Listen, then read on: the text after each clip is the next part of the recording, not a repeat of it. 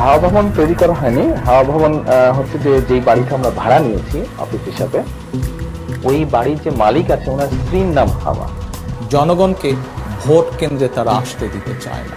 এই ভোট অন্যায়, অবিচার, অত্যাচারের জবাব। জাতির পিতা বঙ্গবন্ধুকে নিয়ে কুরুচিপূর্ণ মন্তব্য করায় মানহানি মামলায় বিএনপি ভারপ্রাপ্ত চেয়ারম্যান তারেক রহমানকে 2 বছরে বিনাশ্রম কারাদণ্ড দিয়েছে আদালত। ইতিহাসের ভিত্তিতে কিছু সত্য তথ্য উচ্চারণে আমার বিরুদ্ধে নাকি দেশদ্রোহিতার মামলা হয়েছে।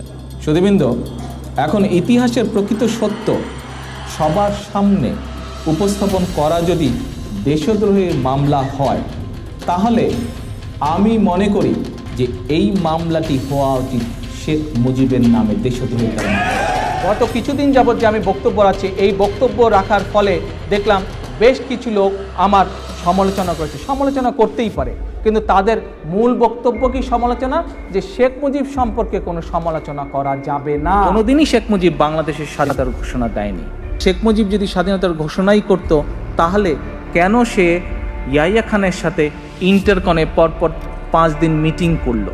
তারেক রহমান হচ্ছেন একজন বাংলাদেশি রাজনীতিবিদ। বর্তমানে তিনি বাংলাদেশ জাতীয়তাবাদী দলের ভারপ্রাপ্ত চেয়ারম্যান।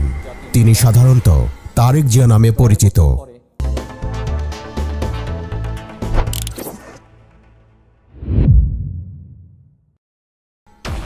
জনাব তারেক রহমানের জন্ম 1965 সালের 20 নভেম্বর।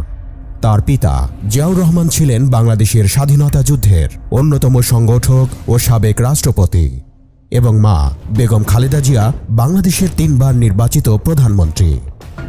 জনাব Tarek Rahman Dhaka residential model college হতে মাধ্যমিক পরীক্ষায় উত্তীর্ণ হন। এরপরে তিনি সেন্ট জোসেফ কলেজ এবং ঢাকা রেসিডেন্সিয়াল কলেজে পড়াশোনা করেন।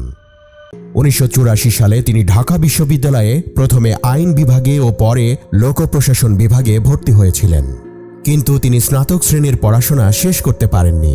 পরবর্তীতে তিনি পেশা হিসেবে ব্যবসাকে বেছে নিয়ে বস্ত্রশিল্প ও নৌযোগাযোগ খাতে বিনিয়োগ করেন। বর্তমানে তারেক রহমান লন্ডনের একটি বিশ্ববিদ্যালয়ে আইনশাস্ত্র পড়ছেন।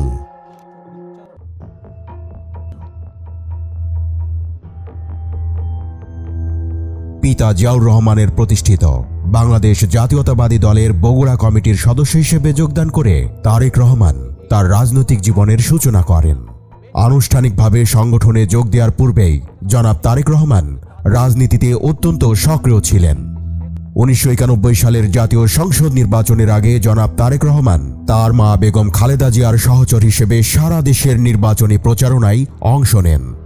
1996 সালের জাতীয় নির্বাচনের সময় দলের তৃণমূল এবং সিনিয়র নেতৃবৃন্দ জনাব তারেক রহমানকে বগুড়া থেকে একটি আসনে প্রতিদ্বন্দ্বিতা করার জন্য অনুরোধ করেছিল, কিন্তু তিনি তৃণমূল পর্যায়ে তার কাজকে আরও এগিয়ে নেওয়ার এবং তার মায়ের জন্য নির্বাচনী প্রচারণার সমন্বয়ের লক্ষ্যে প্রস্তাব প্রত্যাখ্যান করেন। 2001 সালের নির্বাচনেও জনাব তারেক রহমান মা বেগম জিয়ার প্রচারণা কার্যক্রমের পাশাপাশি পৃথক পরিকল্পনায় দেশব্যাপী নির্বাচনী প্রচারণা চালান। মূলত 2001 সালের নির্বাচনী প্রচারণায় তার অংশগ্রহণের মাধ্যমে রাজনীতিতে জনাব তারেক রহমানের সক্রিয় আগমন ঘটে। 2002 সালে তারেক রহমান দলের স্থায়ী কমিটির সিদ্ধান্ত অনুযায়ী বিএনপির একজন জ্যেষ্ঠ যুগ্ম মহাসচিব হিসেবে দায়িত্বপ্রাপ্ত হন। দলের ঊর্ধ্বতন পর্যায়ে নিয়োগ লাভের পরপরই তারেক রহমান দেশব্যাপী দলের মাঠ পর্যায়ের নেতা, কর্মী ও সমর্থকদের সাথে ব্যাপক গণসংযোগ শুরু করেন। মূলত এই জনসংযোগ কার্যক্রমের ফলে দলের নেতাকর্মীদের তরুণ অংশটির মাঝে জনাব তারেক রহমান শুধুমাত্র প্রতিষ্ঠাতা ও প্রধানমন্ত্রী সন্তানের পরিচিতি থেকে বের হয়ে এসে দলের একজন দক্ষ সংগঠক ও সক্রিয় নেতা হিসেবে পরিচিতি লাভ করেন। 2002 সালে 35 বছর বয়সী তারেক রহমানকে দলের সর্বোচ্চ পর্যায়ের একজন নেতা হিসেবে দায়িত্ব দেওয়ার ফলে কোনো রাজনৈতিক বিশ্লেষক এবং সংসদের তৎকালীন বিরোধী দল বাংলাদেশ আওয়ামী লীগের নেতৃবৃন্দ এই সিদ্ধান্তকে স্বজনপ্রীতি বলে চিহ্নিত করে এই সিদ্ধান্তের নিন্দা করেন। বর্তমান ক্ষমতাসীন আওয়ামী লীগ, যারা 2001 থেকে 2006 সাল পর্যন্ত বিরোধী দলের দায়িত্ব পালন করেছিল, দলটির শীর্ষ নেতৃবৃন্দ এবং কিছু সংবাদপত্রের প্রকাশিত খবরে বিভিন্ন সময়ে তারেকের বিরুদ্ধে ক্ষমতার অপব্যবহার সহ দুর্নীতির অভিযোগ আনে। বিশেষ করে বিএনপি চেয়ারপারসন বেগম খালেদা জিয়া সহ তারেক রহমানের কার্যালয় ঢাকার বনানীস্থ হাওয়া ভবনকে কেন্দ্র করে বিভিন্ন অভিযোগ প্রচারিত হয়।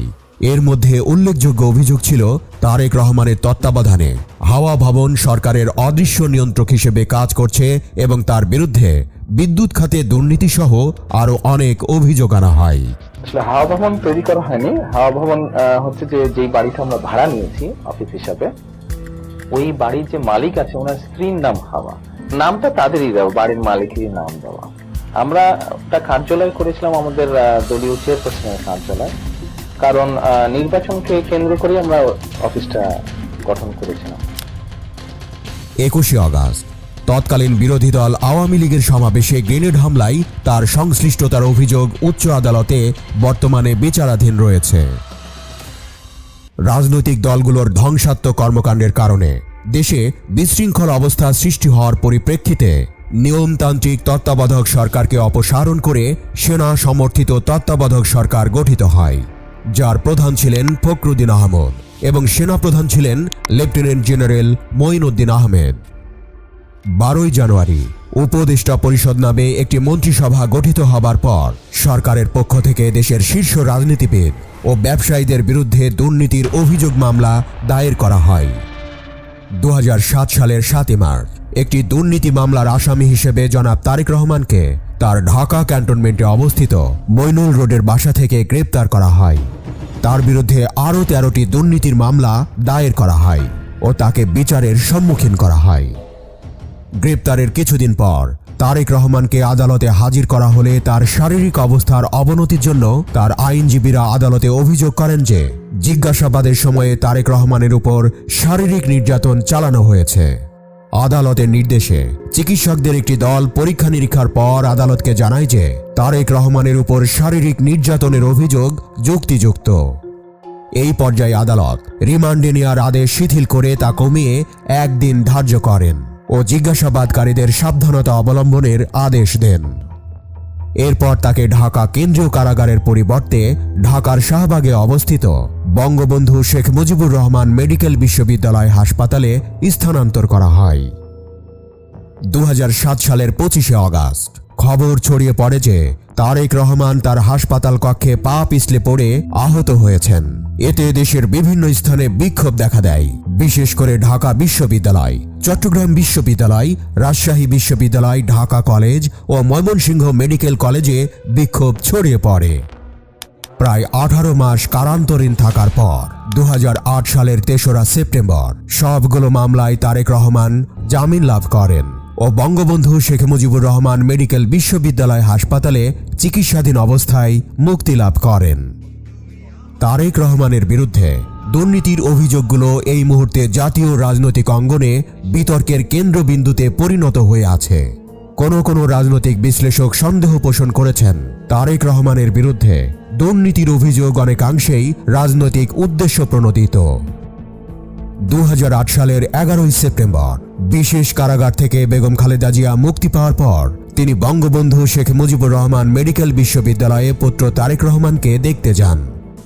সেদিন রাতেই তারেক রহমান উন্নত চিকিৎসার জন্য যুক্তরাজ্যের উদ্দেশ্যে রওনা হন। এ সময় তিনি আর রাজনীতি করবেন না এমন অঙ্গীকারনামাও তাকে উদ্ধৃত করে সংবাদ মাধ্যমে প্রকাশিত হয়েছিল। এর প্রায় 10 বছর পর লন্ডনে থেকেই আবার পূর্ণাঙ্গ রাজনৈতিক কার্যক্রম শুরু করেন জনাব তারেক রহমান। বিশেষ করে গত 1 বছর ধরে প্রায় 20টি জেলা কমিটি, অঙ্গ ও সহযোগী সংগঠনগুলোর কমিটি ছাড়াও গুরুত্বপূর্ণ ইউনিটগুলো গঠনের আগে তিনি অনলাইনে দফায় দফায় সভা করেছেন নেতাকর্মীদের সাথে। স্থায়ী কমিটির সভাগুলোও তার সভাপতিত্বেই হচ্ছে। কোথাও কোথাও দলের মধ্যকার কোন্দল নিরসনেও সরাসরি ভূমিকা রাখছেন জনাব তারেক রহমান। বিশেষ করে গত 1 বছরের সরকার বিরোধী রাজনৈতিক কর্মসূচি প্রণয়নে তার সিদ্ধান্তকেই চূড়ান্ত বলে গ্রহণ করছে দলীয় ফোরামগুলো। বর্তমানে লন্ডনের সাউথ ওয়েলিংটন হসপিটাল ও লন্ডন হসপিটালে তার চিকিৎসা চলছে এবং চিকিৎসার সুবিধার্থে তিনি সেন্ট্রাল লন্ডনের এডমন্টনে সহপরিবারে বসবাস করছেন। 2013 সালের মে মাসে ঢাকার একটি আদালত তারেক রহমানকে ইন্টারপোলের মাধ্যমে গ্রেপ্তারের পরোয়ানা জারি করে। এর প্রতিবাদে বিএনপি দেশের বিভিন্ন এলাকায় হরতাল সহ বিভিন্ন কর্মসূচি পালন করে।